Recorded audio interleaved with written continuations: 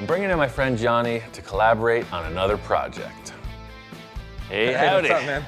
The past projects Johnny and I have collaborated on are pure show car, you know, just these wild concept vehicles, and they came out awesome. One was called the Johnny 5, it's just a mutant front engine VW pickup, and another one called the Space Junkie. We're always trying to raise the bar, so it's set fairly high on the last collaboration. Under that tarp could be this wild creation that's already been done. It's already this amazing killer custom car that we're gonna now take apart and recreate, or it could just be a pile of 2 or 3 parts, and I'm just ready to see what's under the tarp. My whole thing is get the artist in the house, no preconceptions. I like to bring the shock and awe factor. Okay. Yikes. It's a little funky, right? This is like a 1970s. It's called a Kellison Sandpiper. So it's a pickup truck dune buggy. It looks like this, but what it is isn't what it appears. We just have to one-up everything we've done so far. Johnny and I have been down this road before. You know, last time we started, it was like, whoa, this is incredible. You know, this time it's maybe not that much. As it sits now, it's not the eye-popping show car you read about, but I can envision it. This has got potential. There's something here. I tend to forget I need to get people warmed up to my ideas. You know, this roof comes off. That's why I called you here. Like, anything goes. You know, my other car, we cut it apart. I'm not married to any of this. Don't think about specifics of a bubble top or a dune buggy or whatever. So you're not necessarily married to the classic dune buggy thing, then? Okay. No, that's the thing. Full custom show car. My whole goal with this is like a nice, finished, high quality vehicle. I was telling Johnny, dune buggy isn't the key word here, it's show car. That's the end result. I did all the mechanical stuff, so it's basically a driving car as is if I put the engine in, and I stalled on it because I want to make something crazy. Okay. Something like no one's ever seen. It's not a dune buggy. Still keeping it rear engine, I'm assuming? It's going to be rear engine for sure. Anything goes back there. And as far as... The wheelbase is set. So in my head, you know, I'm thinking to myself, man, there's not much here. What could I even bring to this? You know, that kind of thing. So I'm really gonna have to push the limits of my abilities. My whole logic here is I'm trying to bring out the best in Johnny, you know, all of his creativity. If I showed him something, again, that was like a finished vehicle, we'd be running over old territory. Start with something completely, you know, straight in your face, nothing but potential, and just let him run with it. One of the things that Ian made pretty clear about this particular build is we're gonna keep it fiberglass. It's a nod back to the godfather of customization, Ed Roth. Focus. There's the car as is, and I tried to like do, you know, here's the original type fender, and then if it was exact. First drawing looks pretty much just like a dune buggy, and you know, hey, everybody's got one. I'm looking to push it way further. From here forward, look, that's the thing. The car is arching, right? It's like a thing ready to pounce, which is awesome. The first drawing was really some simple things that we could do to change the look of the vehicle with still kind of a nod to how it already is. And then the second was a little more dramatic and trying to incorporate some crazy ideas. And then the third one. Oh yeah, let's see. What about a van thing? That takes this, and it's like, it's still a utility, but it's a panel truck. Right. And I get my roof. And your porthole. And the porthole. Like, these are really rough. They're not like fine-tuned drawings. These are real rough. I guess the coolest part is that he's always like, nah, that represents what I see. I see that. He doesn't need this elaborate rendering. He goes, I like that, I like that, I like that, and already, like, it's already built in his head. I love your idea of arching the fenders up so we can get the car lower. I think that's what we should start with, for sure. Let's do it. Okay. Hey, the board meeting's over here. Yeah, over here. Come on, check this out. What do you think? Oh. Driver's in the front, hands on the wheel, dog is in the back, tongue in the breeze. I think we got the green light on this project. All that's left to do is start building. I want to cut these open and then create your front fenders. I want to start there. Where they're really archy? With that archy top, right. The thing that you did on your drawing is the hot ticket. Being that this front suspension is adjustable and I want it as low as possible, we need to get these fenders out of the way. What's happening is the fenders are coming down and hitting the tire at the ride height I want. It ain't gonna roll. I came in pretty nervous excited but nervous and not sure where we're gonna go. And now we're on to the next page. Now, how do we take this and turn it into that drawing? Aha! All right, now you do the same thing, but better. It's time to put Johnny to work. No free rides in this shop. Boom. So you're taking that and you're gonna go out around that as well. You can even see right here where it's rubbing, right? Right. You'll see. I got room to steer. One thumb. I want to make the most of my time here with Johnny, and you know, the envisioning, the mock-up process is critical. When you're mocking stuff up three-dimensionally, it's quite a different thing. Form your fender shape that you desire out of that. Johnny's kind of out of his element here, you know, he puts the pen on the paper, so I give him a couple envisioning tools, you know, piece of TIG welding rod, and here, pull it, make some shapes, do as thou wilt, and we'll see how to make it better. It's three-dimensional envisioning. I love that. Is that? Oh, that. yeah. That's all I would think is Roll it back. maybe just that. So even more aggressive, a little more aggressive. Yeah. Once Johnny has a line drawn, we're gonna take a board, we're gonna trace it, duplicate it, that way both sides are the same. So what I'm creating is a contour of the top surface of the fender. After it's all hardened, we flip the body over and pull all of this material, the foam, etc., out from underneath. And we're using some great stuff. Shake these. Shake them. All right. We're laying down the spray foam stuff. Ian's going at it like a precision surgeon, real nice and neat and clean. And mine's this big blob of mess. Stay in the center. You're too high. Stay in the center. Yeah, exactly.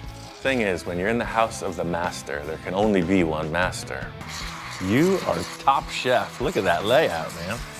This panel truck idea has got me kind of thinking about stuff.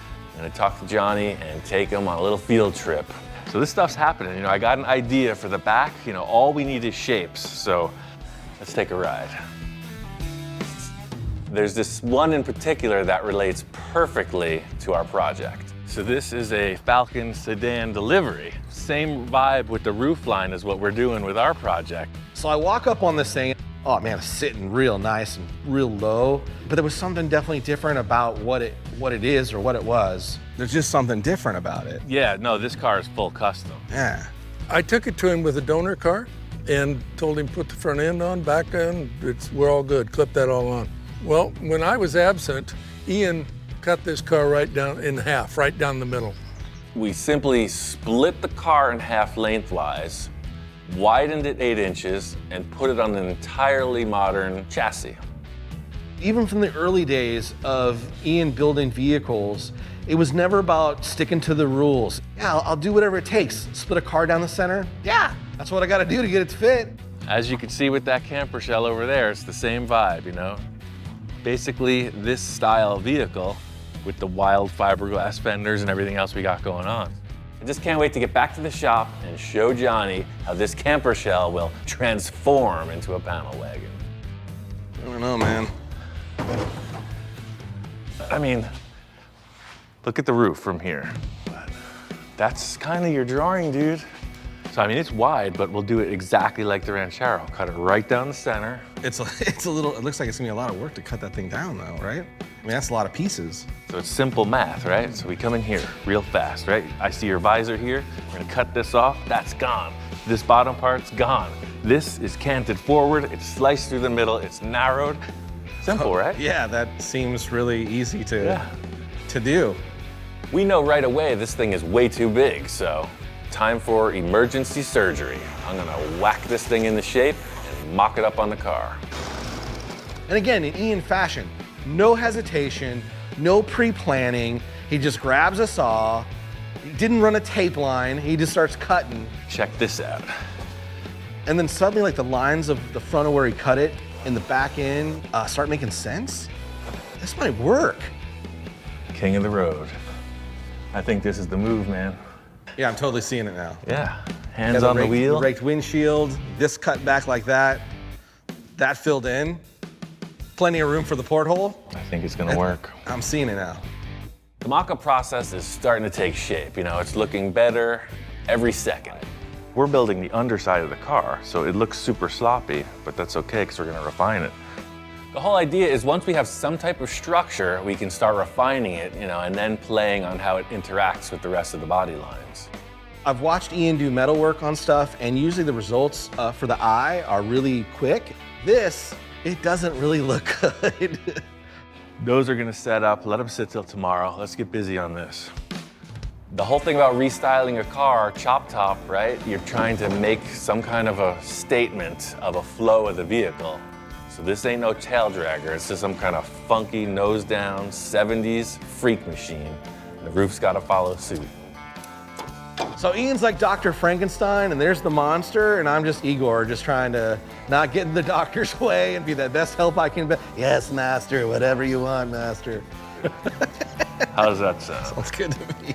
The whole thing with this is just chop, cut, envision, This is a really easy panel to set in place. It's the angle that counts. Chop top, camper top. Super working. Dude, this is it. Who is that mystery man? I show up to a car show and I'm like, hey, thanks, glad you like the paint job. Yeah, I'll be with you in 1 second. My friend and I built it. I mean, you've never heard anybody say, man, that car was so cool. Did you see how he entered and exited with such grace? I feel like this chop top look, we're on the right path. This is what the car needed. We gotta cut the back of that car off right now. I can't look at it. I can't stand to witness it one more second. It's gotta go. We'll totally see the look that way. Exactly, right.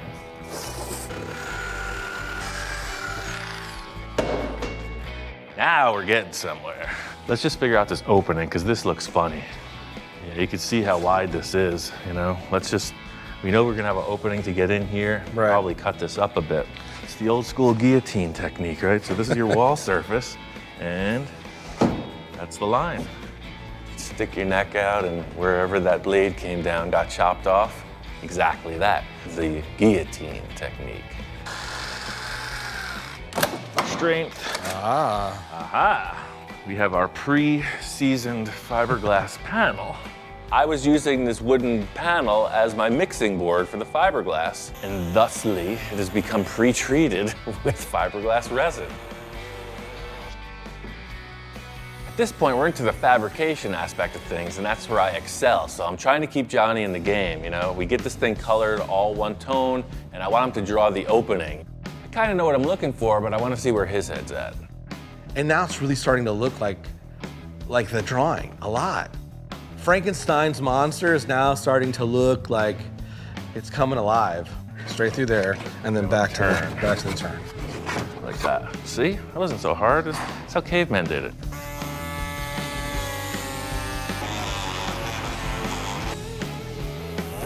That's it. We were doing the same body line, right?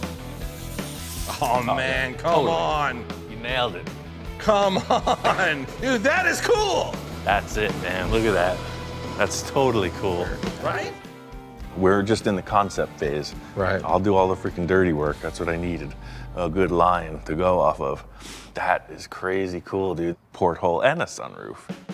He's got some crazy moonroof, sunroof thing. This feature that shows an elongated window through the top of the roof.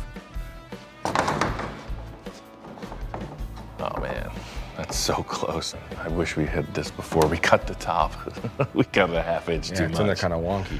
Yeah, it'll work for sure. We're gonna cut a hole in the car anyway, but it's worth doing whatever it takes. So do you gotta fill it in first, then put it in, or? No, we're cutting it right now. That's not gonna screw with the body line, we already? Nope. Whatever it takes to make this happen, that's what we're gonna do. When you have a good idea, you gotta act on it right away. You gotta feed on that energy and feel out if the concept's gonna work. Ian being Ian, he just pulls a Sharpie out and lays a couple lines down and starts to hacking.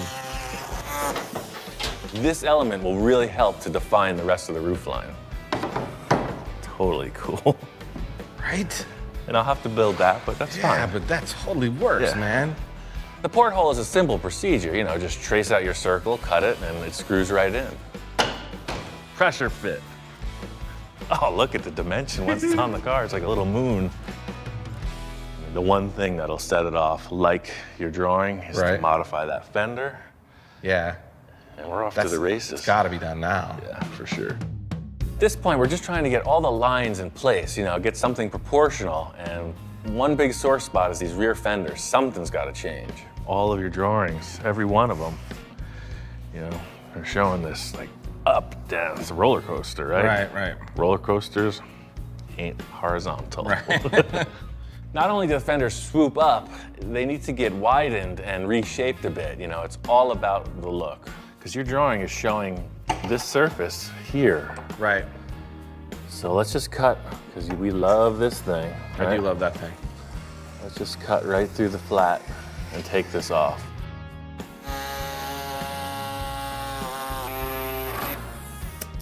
Aha! I was thinking something like that. Oh. Oh. That's just me. Now for the down drop, we can make it out of this and just wrap this in. We're not doing any welding on this project, man. We're not mastering of any metals. This has been arts and crafts project the whole time. The main positive aspect of working with fiberglass is you get the mock-up really raw, and then you're able to solidify it with this really flexible material. So you can see the mock-up comes fast. Yeah, man, the silhouette is totally there. I think the biggest part of my future car building revolves around collaborating with an artist. Johnny's a great collaborator simply because we have the same aesthetic. You know, we have this love, this passion for those really far out show cars. There's a ton more work to do, so by the time you get back, you know, you'll see there will be a whole other adventure happening. Right. And, we'll be on to the next. All right, after my collaboration with Johnny Jalopy, I took all of our inspiration, foam and tape, and fiberglassed it. I trapped it. After that, I went right on to this driver's side and refined it right through the finished primer. Did a couple cool elements of my own in the rear fender, and by finishing off the bodywork, I solved a lot of the questions I was having, but I also have a whole new can of worms with issues to refine. One of the main challenges, you know, back to front, it goes from this very flat, faceted shape and turns into these curved sort of fenders. It's flat, ridge, flat, ridge, flat, ridge, flat, flat, flat, flat, round. This is an ongoing issue. You know, I'll continue to refine this as the build progresses. There's about 50 hours into this bodywork as is. One problem I'm having that I didn't even consider was this free-floating roof thing. And I had to put in these temporary braces to keep it aligned. Those gotta go, but before I get rid of them, I gotta come up with some kind of structure to keep this roof from flexing anymore. My first idea was I would just support the roof somehow to the body in the front, but I will not compromise that floating roof boat windshield thing. Is too cool. One of his drawings showed this kind of cool center console that wrapped up towards this moonroof here. So I'm thinking that look, you know, could very well come into being as some type of a structural element. Of course, this element will be refined, you know, whether it's painted, upholstered, who knows, but you're going to see it. So it's gotta be super strong and look super cool. It's like a race car, you know? You get up, you're in the stadium, before you do your jump across the Snake River Canyon, you wave to the crowd, and then you're in. You know, ideally, just coming in naturally, I grabbed right here through the hole in the roof. So maybe that's the answer. It has some kind of a grab handle. See, you gotta squirm this way, and naturally you're wanting to grab something. Wave to the crowd, and then you're out. Like everything else I make, you know, I start with the envisioning procedure. I want it to support the roof, and I also want to create some kind of a grab handle that can support a person getting in. So, that's my loose mock-up. As you can see, the contours are following the look of the side profile. It's pretty cool, huh? Speechless. Make this out of 1.5-inch round tube and I'll bend it to spec. Good call? Is it a deal? He still doesn't seem convinced. Shortest description of what I'm using is the 2-inch round heavy wall tube and then like 1 3/4 heavy wall tube. It'll be easier for me to just bend these in separate pieces. That way, for length, I can just adjust it and weld it. It doesn't need to be certified. It's not a racing roll cage. He knows a racing roll cage should be TIG welded, stress relieved, all that other stuff. It's not a race car, man. Not named the shop inspector for nothing. It's like a Rolodex of specs that you have to adhere to. A stickler for detail.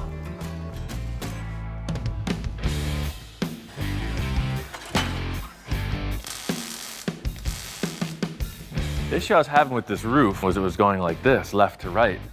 So I think that this thing coming forward is gonna have a T-bar on it with 2 adjustable perches. Now that I see it in the car, this is the look I'm after. I need to set up a little extra support for some strength, and this thing will be installed. So you're gonna want the handle right there. The end game for the visual appearance of this is yet undetermined. Maybe it'll be like a center console that this element sprouts from. All I know is what I've accomplished has secured and centered that roof panel. So that's the story. I'm sticking to it. We got this crazy looking contraption that is both a roof reinforcement and a grab handle. Made a lot of progress. We are over the hill into the finished bodywork stage. Inside and out, I flipped the car upside down, body filled and Duraglassed and Fiberglassed and undercoated and all that other fun stuff. You know, the repair I was doing on this rail, when you're getting in and out of the car, you're gonna be on this, so you know, I made it thick. It's all spray foamed up inside and it's really strong. I'm really excited and relieved and pleased with all the collaboration thus far leading up to this. First things first, you know, every car needs a bumper, so I'm gonna get to work on that. The whole concept on this front bumper is stealth. I just want a neat little lip, you know, something bumps up against it, it'll hit metal instead of the paint. This tube bumper's super simple, but its placement is critical. You know, it's gotta support the look of that nose coming down. You know, the width should be appropriate, and then just 2 bars to triangulate that should it run into something. That looks right to me. Hey, check this out. This looks so good. This would look great in the middle of the dashboard, don't you think? He's not having it. It's just gonna go right to the front beam and weld on, just like a buggy bumper should. So, that's the deal. 1 dune buggy bumperette.